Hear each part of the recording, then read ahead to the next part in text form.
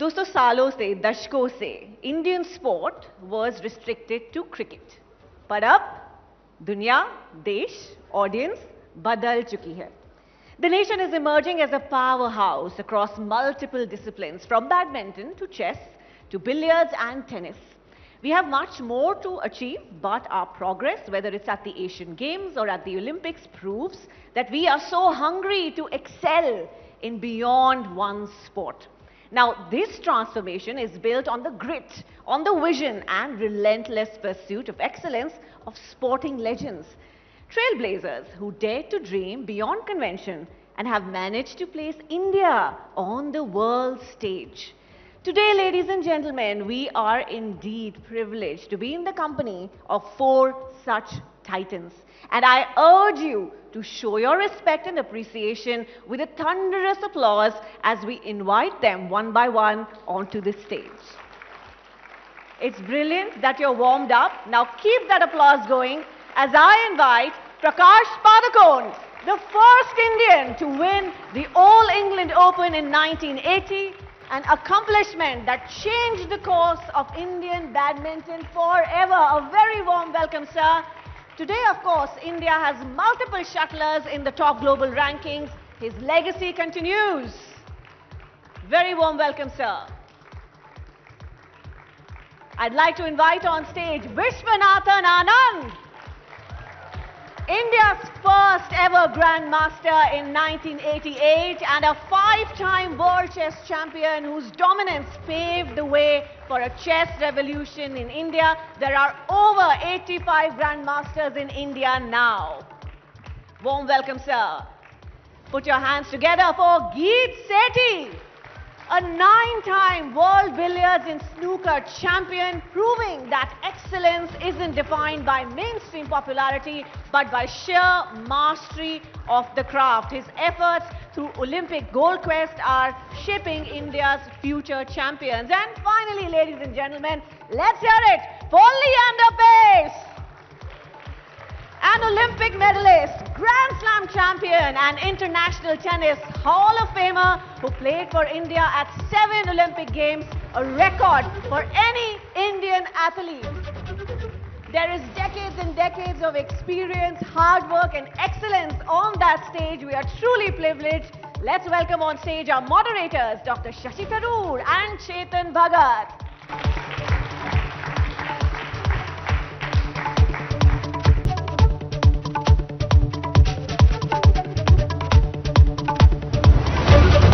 By the way, there is this, India में 2 तरह की अंग्रेजी होती है, एक शशि थरूर की अंग्रेजी है, एक चेतन भगत की अंग्रेजी है, और आज दोनों साथ में हैं. Very rare. Let's hear for it. So as we'd agreed, I'll ask each of you a question and then we'll let Chetan grill you and we'll carry on from there.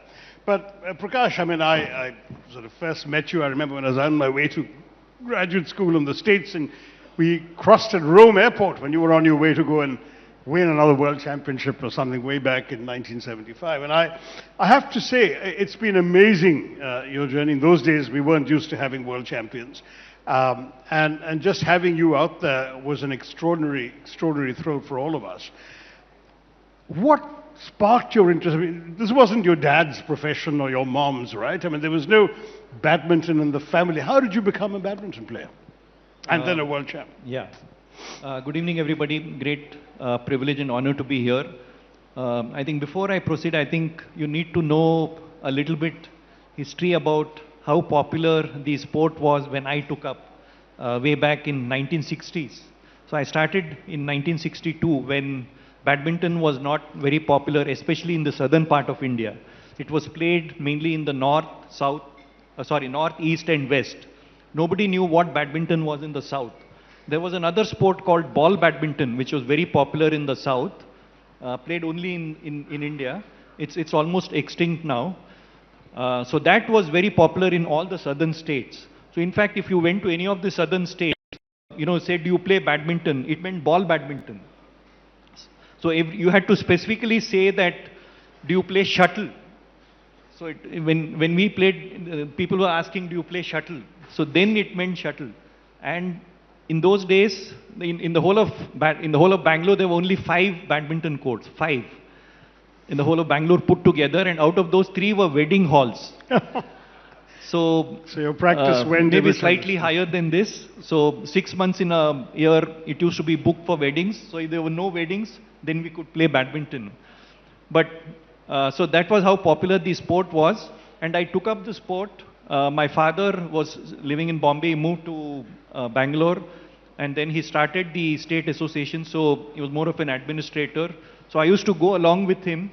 And so that's how I got interested in the sport. Initially, absolutely no idea that even whether I would even play for the district or the state. It was more for, I enjoyed playing the sport. So that's how I got started playing. And my father was the initial coach. Later on, just picked up on my own, watching other players because there was no other way of learning.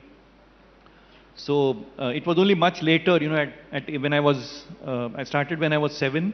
And when I was about 15, 16, when I won the national championship, that when I, thought of taking it up professionally. So till then you were just a casual player, you were going to school? Absolutely, we could play only for 6 months because the other 6 months, so I think the main thing was we had not too many options in those days. I don't think it was just for me, for everybody in the 60s, there were only 2 options. Either you take the option which you have, which is to play for 6 months, or not play at all. So there was no third option of going to another club, another city, another academy. So those choices were not there. So either you take what you had or you sit at home. So you would rather, without complaining, took up whatever was available and enjoyed, whatever facilities were there at that time. Amazing, amazing start. We'll come back to your journey. Yes. Geeth, your own journey was extraordinary. I met you in the context of your humanitarian work, but I'm going to take you back to billiards. If badminton wasn't a popular mass sport, billiards certainly isn't even today. What brought you to billiards and how did you become so good at it? So, Prakash started in the 60s, I started in the 70s, and it was, well, there was a Wilson Jones, when you're 13 years old, you kind of don't really, read the newspapers. So, but there was a Wilson Jones and a Michael Ferreira in the periphery of my vision. But I used to play all sport. I loved sport, so I used to play table tennis, badminton. I was a fairly good badminton player. Not a good thing to say in this stage, but I would play cricket, I would play basketball, and then I got the chance to play billiards. And billiards in those days, in the 70s, you were not allowed into the billiard room if you were not 18 years old. And it was a place, it was always next to the bar in a club. And, but very interestingly, the sports ministry, they sent a circular to they sent a circular to the Billiard and Snooker Federation of India saying that to really get good quality players, we need junior championships. And if you don't have juniors playing at the grassroots level, how are you going to have a junior championship? So they actually sent a circular to the Billiard and Snooker Federation of India saying, you must promote juniors. The BSFI, our federation, they sent out the circulars to every club across the country saying, please relax your age limit from 18 to 12. And I was 12 and a half or 13 at the time.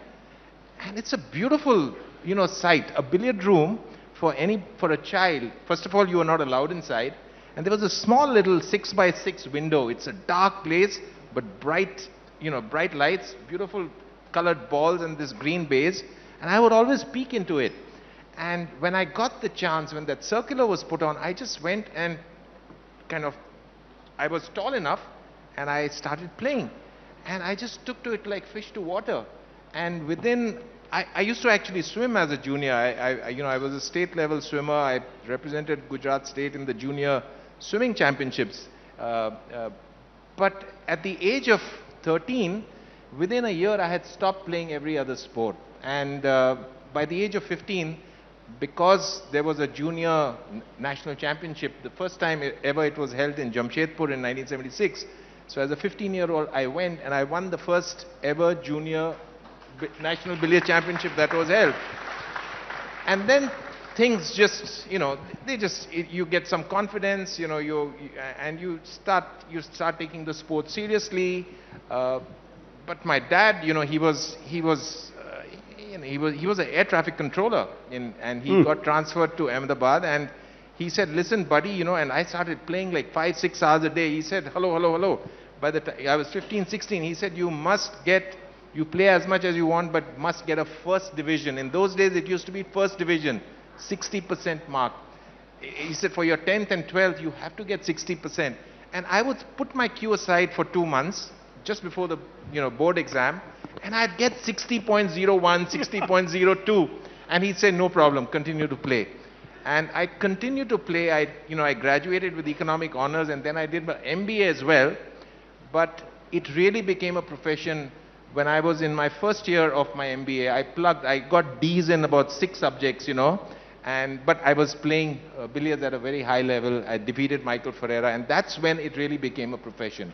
So, great. That's terrific story and inspiring as well. Vishy, when I was growing up, we never had a grandmaster. In fact, I think when somebody made it to international master, that was news. What brought you to chess? We've heard what the other 2 guys' fathers did. What did your father do? And how did you start taking up chess, and how did you get so good at that? So I'm the youngest in my family, and one day when I was 6 years old, I walked into a room and my elder brother and sister were playing chess. So the first thing I did was to go and pester my mother, because of course you wanted to join in. So I went and pestered my mother to teach me. I was lucky my mother was a good chess player. She came from a family where they all played chess. So a lot of my uncles played chess at university and so on. And she taught me how to play. Then I guess they waited for a couple of months, and they must have noticed that I kept going back to the chessboard and trying to apply what she had taught me and so on. Then they thought, well, maybe he's interested. And my sister, near her college, there was a chess club. And she happened to see it one day when she was passing by. So then the idea came, well, why not take Anand there and put him in this chess club.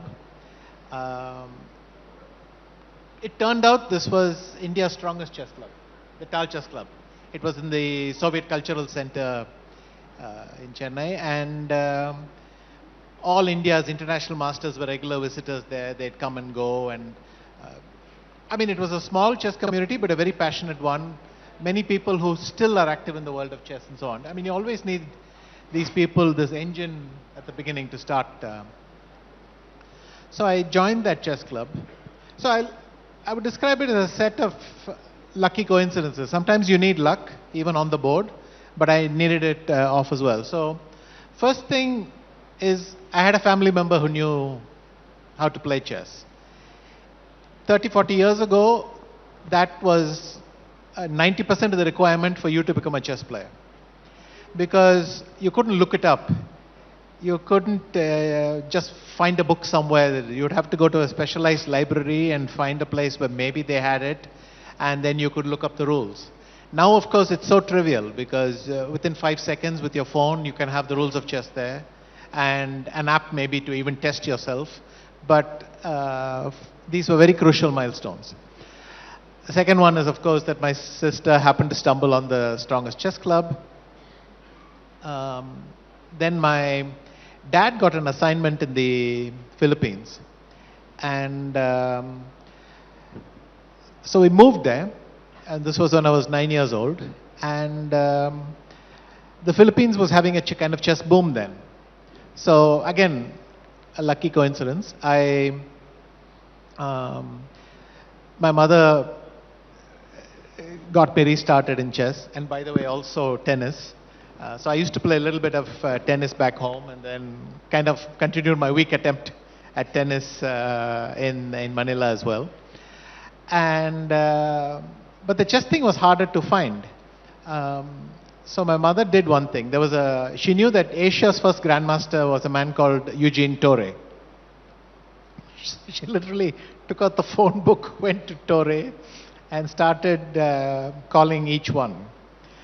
Luckily, I think within the first 3 we stumbled on Eugene Torre, but the man listened to her patiently and said, actually, I'm his elder brother, but I know a good chess club which your son can join here.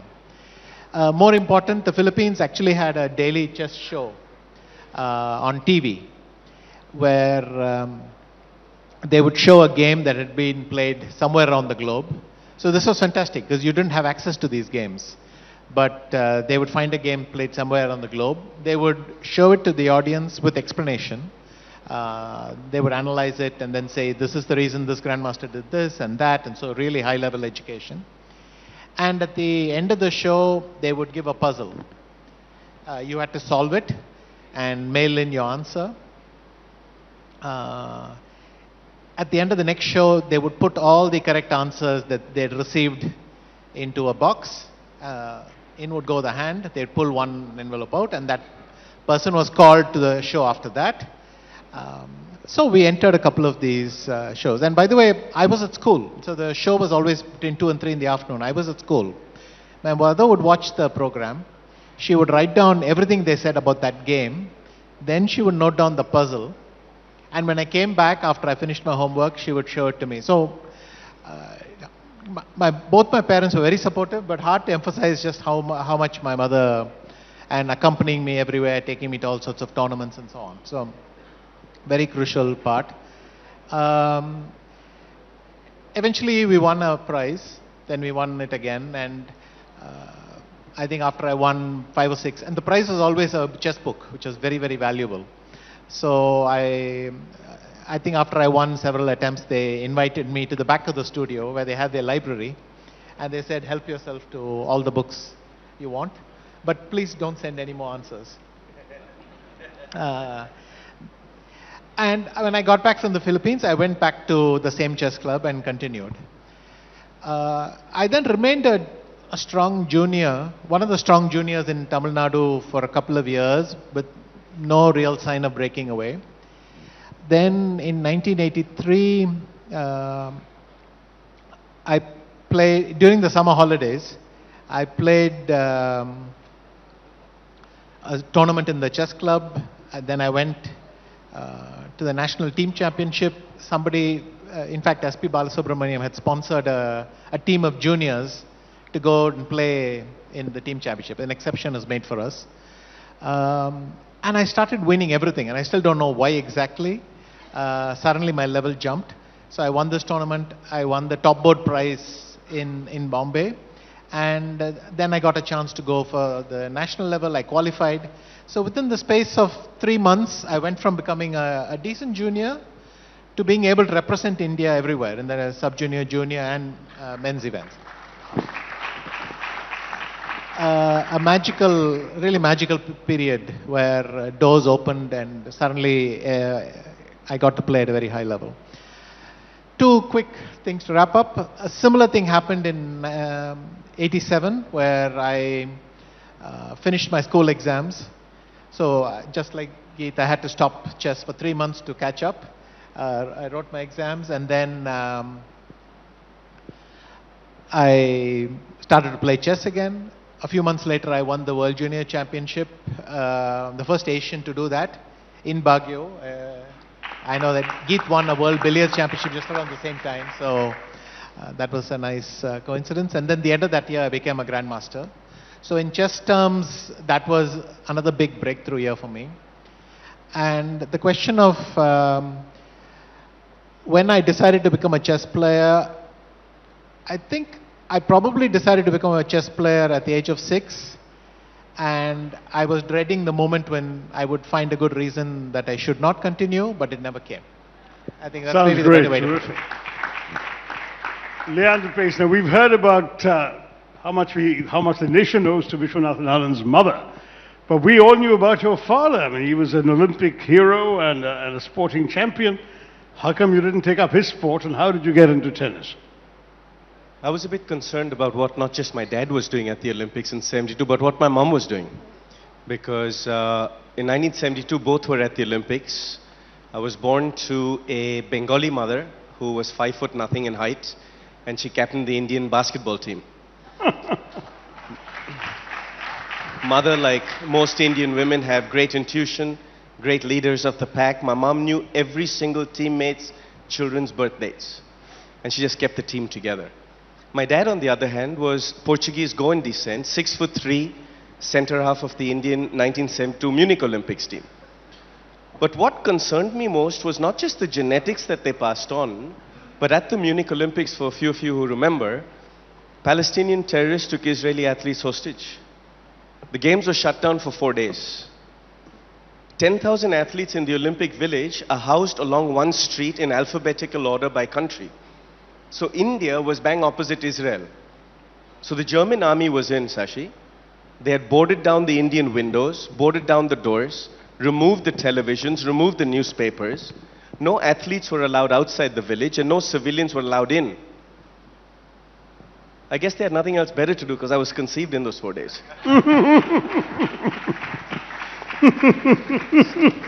So I was born on the 17th of June, 1973, for a few of you who want to do the math. But being born to a Bengali mother and a Goan dad, I was born with these legs. Football was my passion.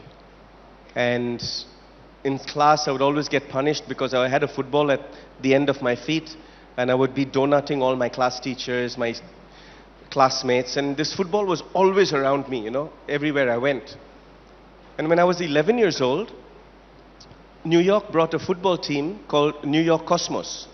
They came to Calcutta and played at the big stadium, and Pele came along with them. And I was a ball boy for that match. And the first ball that came back, I caught it, I threw it back. The second ball that came, caught it, threw it back. At the end of the second half, I got a little bored, you know. So when the ball came out on my side, I collected it on my chest, juggled it for about 16, 17 times, and headed it back to Mr. Pele. Well, he looked at me and he says, "After match, I see you." So I thought I was in trouble. And after the match, Mr. Pele came over along with Marco van Basten, and we did a little tiki-taka for about 15 minutes. And then they selected me for a junior European football team called PSV Eindhoven. I went over to Europe, and you can just imagine every Calcutta kid's dream where you play gully cricket, gully football barefoot, right? And then you're suddenly going off to Europe where they give you boots. You can play with proper gear and fields that have grass on them. And after about 6 weeks, the Barcelona scouts came. And I remember they took all the kids through the paces. And 2 days later, I was shipped off to Barcelona to the junior program. I lived there for 7 months. And after 7 months, they confirmed that I was going to be the playing 11 of the Barcelona under-17 football team. I was 11 years old at the time. But they had only one criteria. And that was I had to give up my Indian passport. To which I asked why, and the coach said, if we are going to pump in $1 million into your training, your coaching, your diet, your fitness, your mental training, then we can't have you play for another country. You have to play for Spain, and you have to play for Barcelona. So like a good Indian boy, I turned to him, Sashi, and I said, I have to go home and ask my mummy and daddy. Well, the next morning at 5:30, when I was leaving the academy, the coach came over to bid me farewell, and he said to me, I know you're not coming back. So I said, why do you know that? He said, no 11-year-old kid packs his bag in the room so well.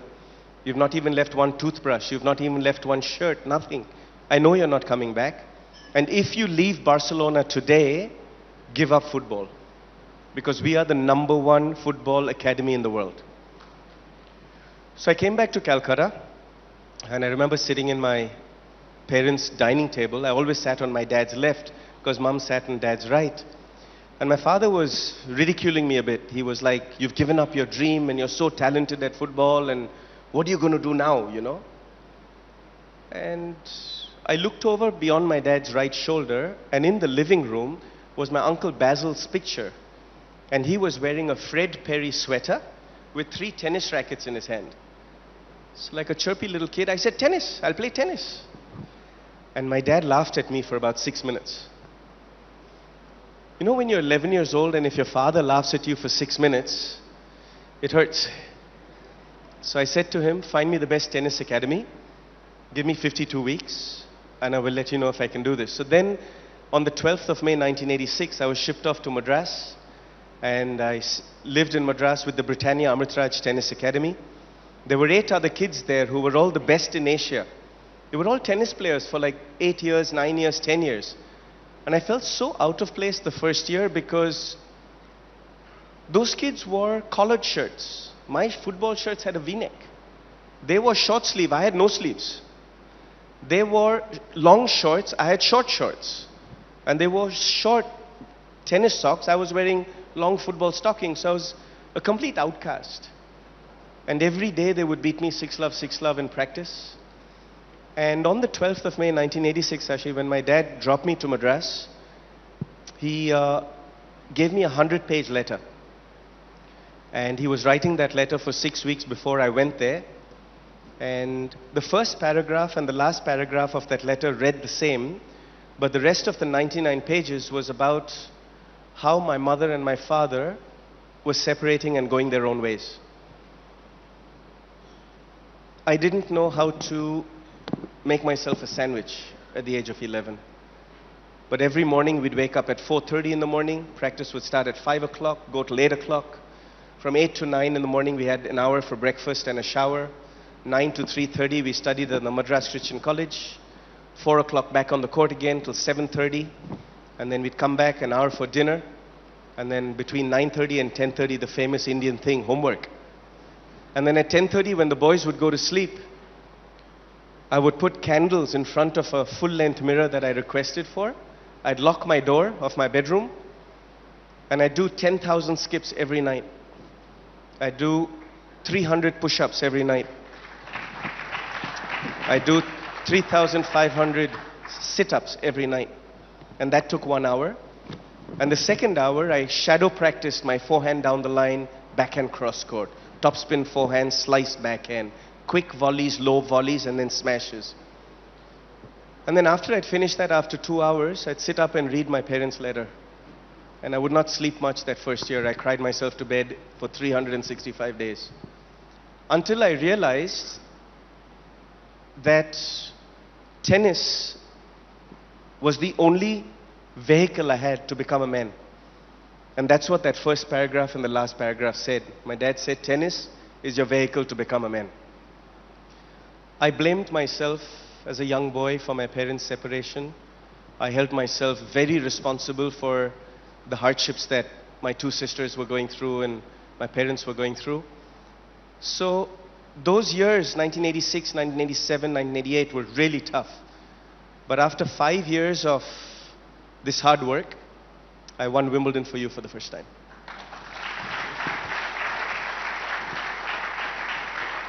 Over to you, Chair. Oh, these are incredible stories. What questions? I mean, we're supposed to talk about sports policy and Olympics now. Okay, we'll talk. Yeah, I have some questions. Let me just ask one, and all of you please give your views.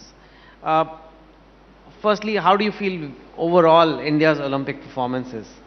Is it you feel we are doing quite well, or compared to the stature of the country, is our medals haul not as great? And specifically, how in some sports in Olympics have a lot more medals than others? Like hockey, there's a whole team of people, but there's finally 1 medal. But swimming, I don't know, there are dozens of medals. Diving, there are lots of medals. Gymnastics, there are lots of medals. And we haven't won in those. A big, so why is it, do you think, in your own individual views, we haven't been able to crack those sports? And what's your overall thing on how are we doing on Olympics? And some of you with Olympic Gold Quest are super associated with this cause. So we'd love your thoughts on that one by one. Let's start in the other direction now, from Leander till Prakash sir. My thought process on the question you asked about winning medals comes to geographical genetics. What is geographical genetics? The tremendous respect I have for all these amazing sons of the soil here is because each of them are self-made men. And I think if we looked at our entire country, most of our young women who have won or been on podiums or won medals or been in world championships are all self-made.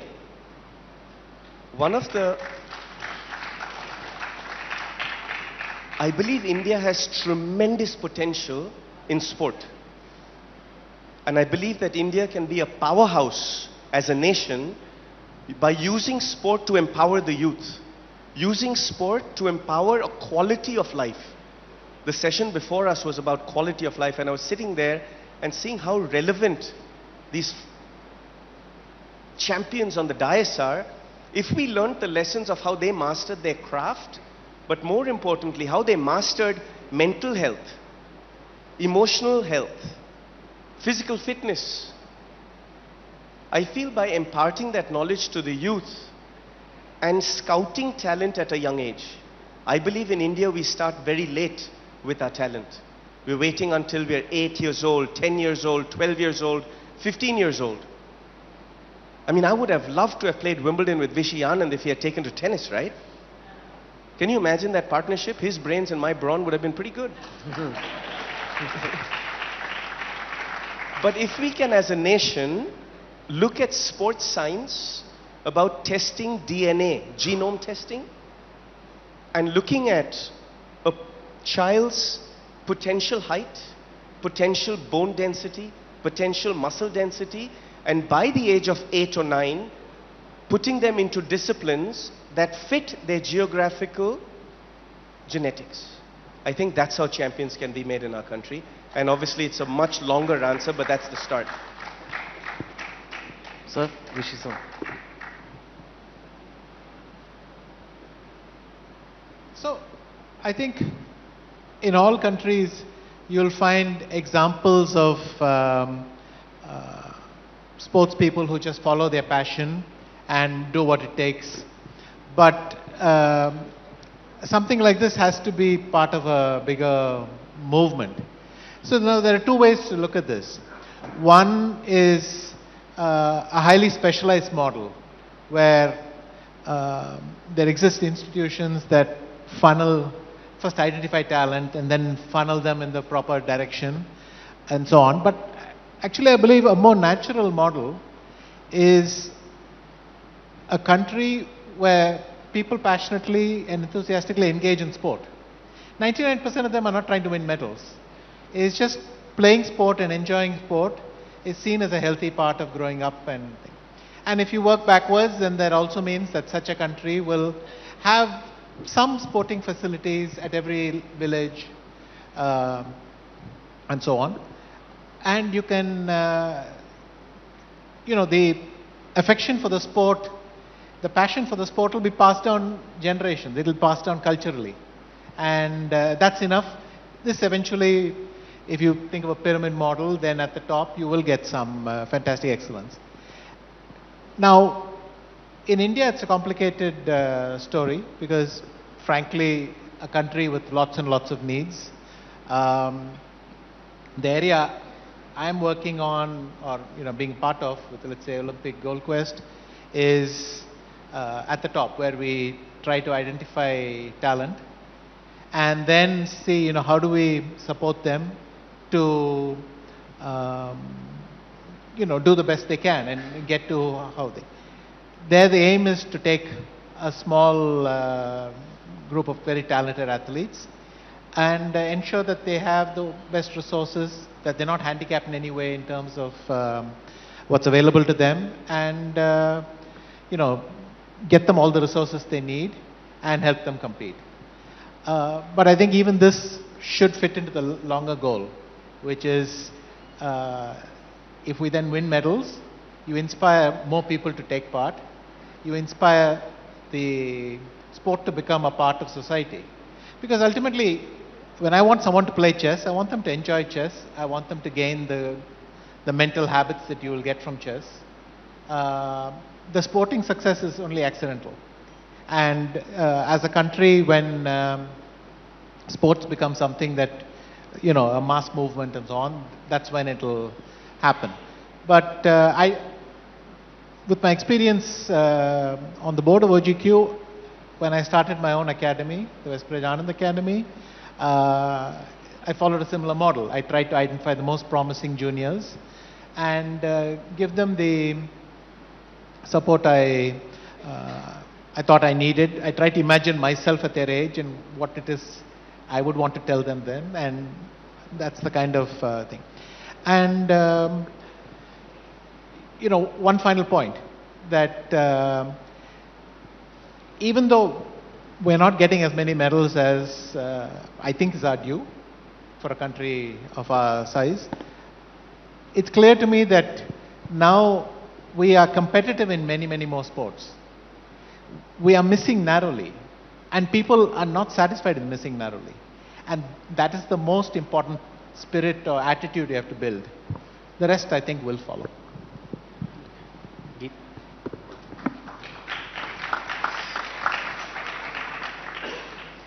So, I think I'm going to take up both what Leander said was about geographic genetics. I believe is a fairly important part of our of the reason why we are not producing caliber performances at the Olympic sporting environment.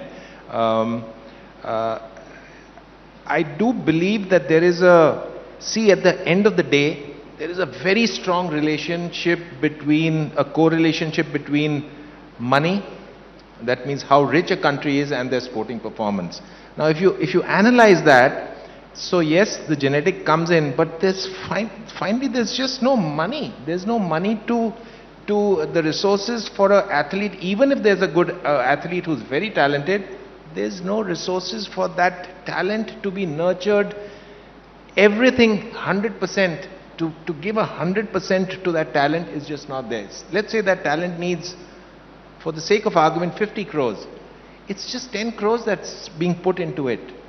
And at a world stage where the differences are so minute in performances of 0.001, it takes the balance 40 crores to actually build up that final performance.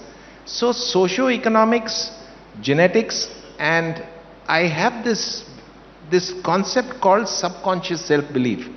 So it will take another 10 to 20 years when the socio-economic kicks in.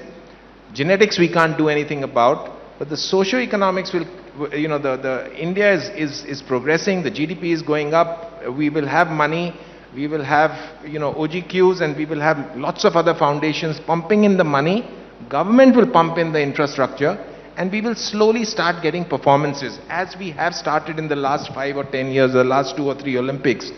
And then there will be one medal winner. There will be one Olympic medal winner, in wrestling, and suddenly there will be this concept called subconscious self-belief. He did it. I am from his village, and I go and, I wrestle in the same akhada. And that subconscious self-belief is extremely important, I believe. So we are at a beautiful stage in the evolutionary path of our sporting journey as far as our country goes. And I do believe, like I said, it'll take another 10 or 20 years. But like Anand said, we are, 20 years ago or 25 years ago, our athletes, I was there in the 2000 Sydney Olympics, and Leander and Mahesh were playing, they were the only 2 athletes in a contingent of 150 people. There was a wonderful showboat that was organized to take, it was a dinner being hosted for the Indian contingent on this lovely Sydney Harbour showboat. And it was only 2 pairs of eyes, Mahesh and Leander, who had confidence here. I looked at 140 other, and I interacted with everybody. I looked at 140 other athletes, and their eyes had only despair. And that is what is now changed. Today, of the 260 athletes who go for the Olympics, 140 have, in fact, all the 240 have hope. There is no despair in any of the eyes. And to top it off, each one of them are not happy if they win a bronze. They are not happy if they come 4th. They want to win the gold. And that itself, I think, is quite transformational. It is. So, this journey will continue, but in 20 years, I am convinced that we will be a nation where we will be getting double digit, even, we'll be, and once we start getting those medals, it's going to be exponential. So then 6 is not going to become 10. 6 will become 20 and then 20 will become 60. So I think that's what I see of Indian sport. Yeah. I completely agree with all the three of them. But one of the main reasons, I think, we have a lot of talent in the country. There's absolutely no doubt, especially in the last 10, 15 years, or it's always been in the tier 2 and tier 3 cities. But all these years, they've not had the opportunity to excel. They've not had a platform. So in the last 15 or 20 years, things have definitely improved. But one of the major reasons, we need to address is the administration of the sports federations. Because sports is controlled by the federations. And unless, because we have, for any sport to improve, the sports federations have to be professionalized. We need professional people running the sport. Talent is not the problem, funds is not the problem. If the federations become more professional, like in some of the countries abroad, especially in Europe and in the US, I feel we definitely have a lot more potential to win more medals. It's definitely not lack of talent. It's definitely not lack of finance now. Maybe 20 years back, yes, we didn't have the funds. But now the government is spending a lot of, people are aware, corporates are willing to support, lot more foundations have come up to support. And earlier, maybe even 10 years back, the support was only after you won the medal. People who won Olympic medals would get recognized. But now, with again the Khelo India program from the government or the scholarship programs which a lot of the foundations have introduced. So none of the the talented, even youngsters, 10, 12-year-olds, if they're really good, they will not go unnoticed. They will start getting support. But that is not enough to get Olympic medals like the Americans do or the Chinese do. For that, the sports federations have to get involved. They need to follow the same program. And things are improving, but like Geet said, it will take a little more time. But we certainly have the talent, and there is every reason to be positive. It may not be, we may not be growing at the pace which we like. And the moment the sports federations become more active, they become more, they start employing professionals. And if they run like corporates, I see no reason why, we cannot, do well at the Olympics. Well, surely part of the problem is talent spotting, right? Because all of you came from families where you were able to get exposed to a sport fairly young and played fairly young and grow up. There are many others of it. If you look at the way in which cricket has been democratized in our country, when I was growing up, it was very much a city elite sport. Today, you've got Indian stars emerging from, Ranchi and Hyderabad, villages. All tier 2 and tier 3 cities. That tier 2 and tier 3 and so on. Now, if you look at Vishy Anand becoming a grandmaster and then a world champion, has inspired a whole generation of Indian chess players. And you almost feel that because Indians feel they can do it, we're going to have an entire Indian ecosystem in chess the way the Russians had for many years, right?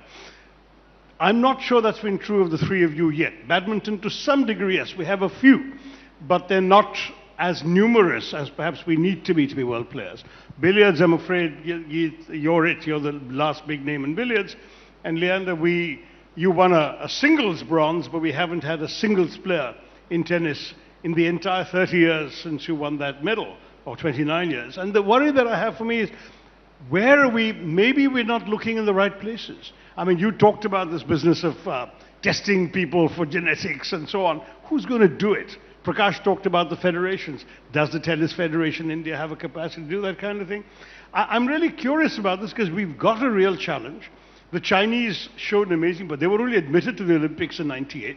They studied the 2000 Sydney Olympics, picked all the sports in which there were large numbers of medals, many of which were sports that had never been played in China.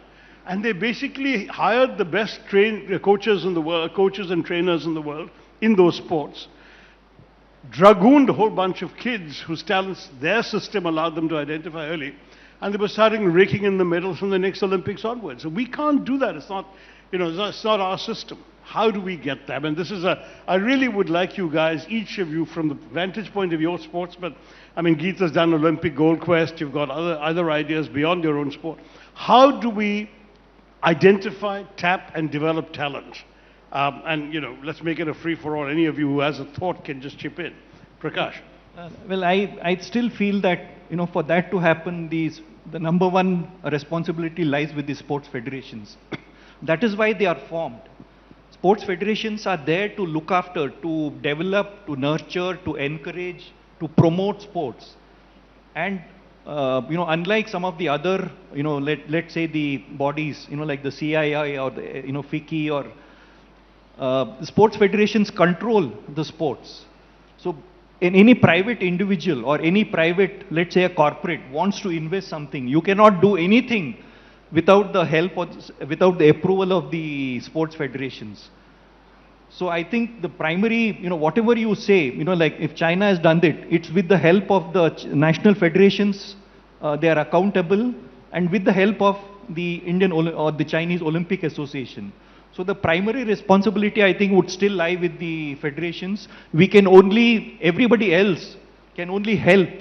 But if we want it on a mass scale, I firmly believe that the federations need to step in and, you know, be accountable and be more responsive to the needs of the sports persons. Geet, with Olympic gold quest, did you identify some talents who not from the big cities? Yeah, so we've actually at OGQ we've done a fairly deep study. The entire board and the operations team have done a study. And so we, you know, just before the London Olympics, well, not just before, maybe 8 or 10 years before the London Olympics, Britain identified 2 or 3 sports which had a lot of medals.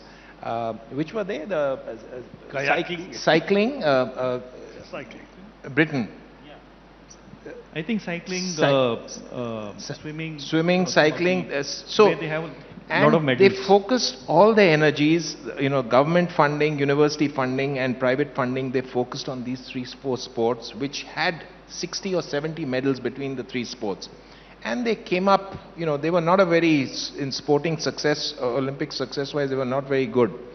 And they did very well in terms of performance at the Olympics, in terms of the number of medals they got back. So we did a kind of study, and I think what we found out was that for India, and we identified boxing, badminton, archery, and shooting as the 4 priority sport that India should focus on, because if you take shooting, boxing, archery, and wrestling, they are very technical sports. You know, it's like they're precision sport. It's, you know, the genetic part doesn't really come in. You don't require huge muscle. Even though wrestling, you need great body and all, but it's a lot of technique, including boxing. And we said, let's focus all our energies in these 4 sports and see what happens. There was a little historical background. Rajavendra Rathod won a silver at the Olympics in Sydney, and so that kind of gave it kind of gave weight to that whole theory. But strangely, after focusing so much on shooting, we didn't get Abhinav Bindra got, you know, his gold in Beijing, and then suddenly there was a bit of a lull. We expected 7, 8, 10 medals in shooting. We've got now in France, in Paris, we got you know, three medals in shooting. But that is the route to take for our country. We've done a very deep study. We have no chance in aquatics. We have just no chance, and that's the brutal truth. We have no chance in athletics. Because the genetic comes in, there is no historical tradition, there is no hero, there is no Prakash Padukone or the and P.T. Usha heading the Olympics committee. She's an athlete. But that's just, that, and she was not an Olympic medal winner. She just reached there. I mean, she was very good, but she was not the best. So you need to be right up there. You need to be a gold medal winner to really inspire, the youth. Anyway, that's my take. Four I think there are priority- some sports, where the difference is so huge, between the world standards and us, the Indians. It's quite natural it happens, because the sports are not popular or...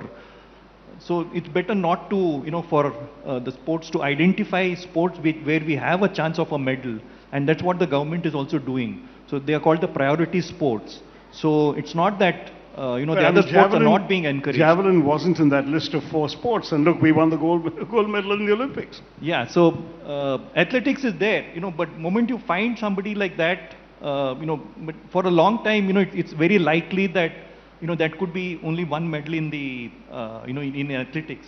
I mean, we have to face the facts. That is because there's a big difference, in the world standards and here, let's say for swimming or some of the other sports, like basketball, football, volleyball. I don't think, we can think of getting a medal in the, let's say, in the next 3 or 4 Olympics, because the difference is so huge, vast, between the world winners and... But could we be looking in the wrong place? I mean, could we find athletes amongst the tribals in Chhattisgarh or Jharkhand and get them to... I mean, they're probably trudging marathon distances every day to just Sashi, survive. Sashi, just as your question you asked, I'm very concerned about my sport, tennis. Because if you look at tennis at the moment, our association itself is sitting in Supreme Court. The players are fighting against the association. There are different groups. So in that, I feel that in tradition, everyone looked at cricket. Cricket got a lot of sponsorship. Cricket got a lot of television. Cricket got a lot of limelight. But as an athlete, I believe we should learn from the BCCI. We should learn from IPL. We should learn from the cricket governing bodies that actually took the stalwarts of the game and made them empires, made them administrators, gave them academies. I'm so proud of what Prakash sir and Dravid are doing down in Bangalore, or what OGQ are doing.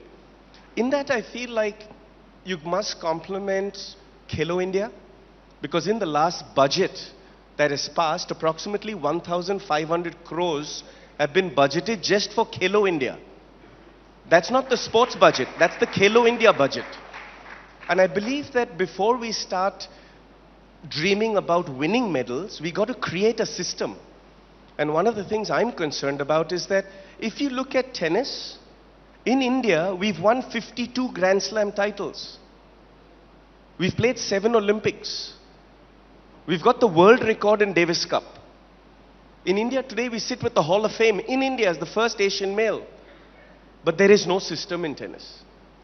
And that is something I think is imperative and really important, to actually come in and create a system, just as Vishy is doing right now with chess. He's doing such a magnificent job. OGQ is doing such a magnificent job creating a system. You look at Parth Jindal, best Olympic training center in the country. But you got to get the knowledge. Parth has invested so much money in it, but where is the knowledge? So in that, I feel like, especially with my sport in tennis, to come in and create a system where the players, along with administration, along with governance, and follow that same system that BCCI took to create 200,000 cricket clubs in Bombay alone, 200 cricket clubs in West Bengal alone, 200 cricket clubs in Northeast. Now, when you go out into tier 2, tier 3, if you listen to everything that the 4 of us are saying, we're saying the talent is there, but the talent is being untouched. Which means they can't come to us, we got to go to them. And hence, opening up Olympic training centers, opening up sports science academies, opening up what the NCAA was done, the National Collegiate Athletic Association in the Americas, where every college student who has a talent in sport gets a scholarship.